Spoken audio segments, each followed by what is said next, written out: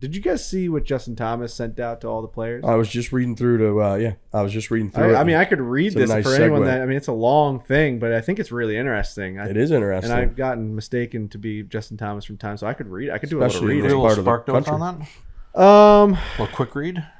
Essentially what he's saying, and we don't have to go through the whole thing. Justin Thomas put out a statement, sent it out to like the players' Send it to the membership.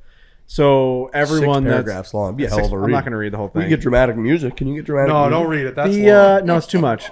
It's too much. The Spark Notes version is we need to be more entertaining, and he is very honest in it. He's saying that if we want this sport to succeed, we have a lot of money and we have a lot of partners and we have a lot of broadcasting partners that put a lot of faith into us as a membership to be entertaining. Now, that doesn't have to come unnaturally, but we have to open up our minds to certain opportunities that we may be used to saying no to. So like mid-round interviews, or someone coming up to us right after our round has finished, or pre-round interviews, or doing certain things for the broadcast maybe before the rounds start or the week starts, and really adding value to he's basically looking at it, sitting around. He's like, he writes a couple things where he says, I follow these other sports. I watch football. I watch college football, and Netflix or whatever. They put these shows out, and I get invested in these teams that I don't even care about because I see their stories. I see their personalities. We need that for golf. Yes, Netflix has a great show called Full Swing. I think that's done amazing things for Joel Damon and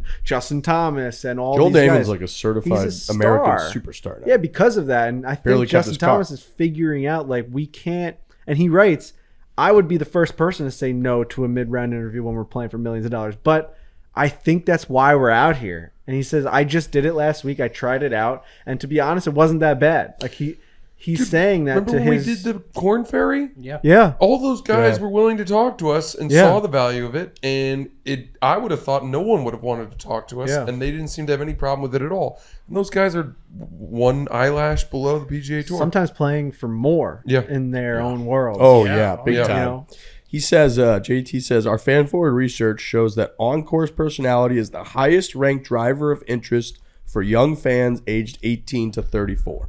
And so they're clearly seeing that, like, them. And to be honest with you, it's like the reason that certain players have really jumped into our world.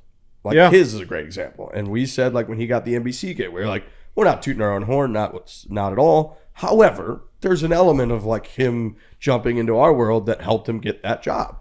Of people saw his personality because it doesn't typically come out, especially not during a golf broadcast. Right. And he's like, yeah, I try to play boring golf that's what I'm doing. Yeah. I'm trying to hit a fairway with a 260-yard, toe draw, and then I'm trying to hit a wedge close and make some birdies and have no emotion so that I can play my best golf, whatever.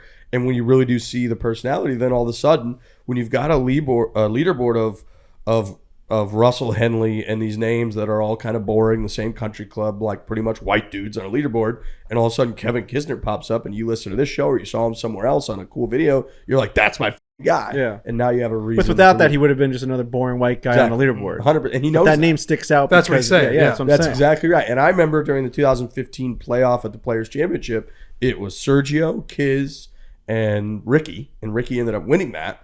And I remember very hard, like, rooting against Kiz at the time because I thought he was just literally this country club white dweeb, like everyone else mostly. And I knew Ricky was interesting and Sergio was interesting. And I was rooting for that. Now it's funny going back that the reversal of those rankings for me couldn't be, like, different. And I like Ricky, but I do think he's relatively boring. Like, he wears the orange hats and stuff, but he's not like this incredibly funny. He's really made a ton of money on the marketing, and they kind of shield him and seems like a nice guy, whatever. Sergio's obviously kind of Sergio, and he's not American, so we root against him. And Kiz is the man. So it's like interesting that that's totally flipped.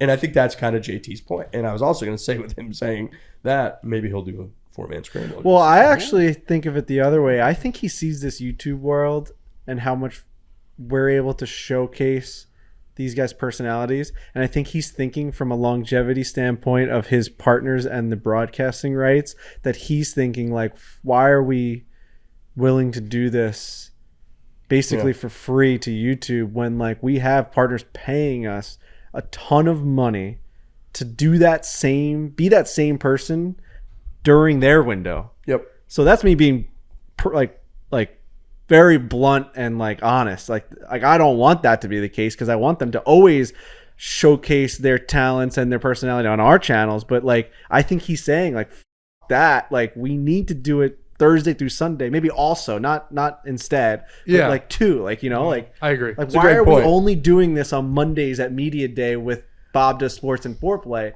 We need to do this on Saturdays when like the American Express is paying this for this tournament and CBS and all these rights and all this stuff. Like this is why they're paying for it.